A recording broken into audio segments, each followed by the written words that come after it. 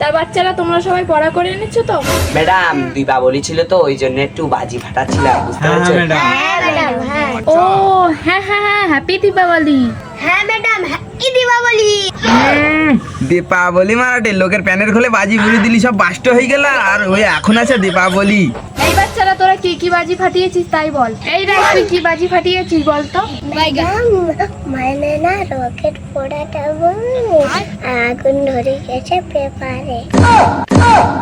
এই রাজ তুই কি করেছিস রে? এটা মামুলি সে বাত হ্যাঁ। ম্যাডাম এর কথা কি শুনতো? কালু সেদিনকার প্যান্টের খোলে চকলেট বম ফাটাই দে, মনে হয় নুনু ফ্র্যাকচার হয়ে গে গো। এই কি বলতি তুই? নুনু ফ্র্যাকচার হয়নি, চোখলা ছাড়িকে।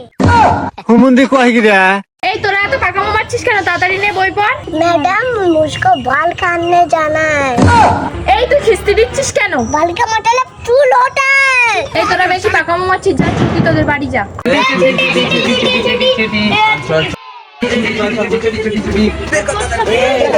বিড়ি বিড়ি খেতে হবে, চুপ কর।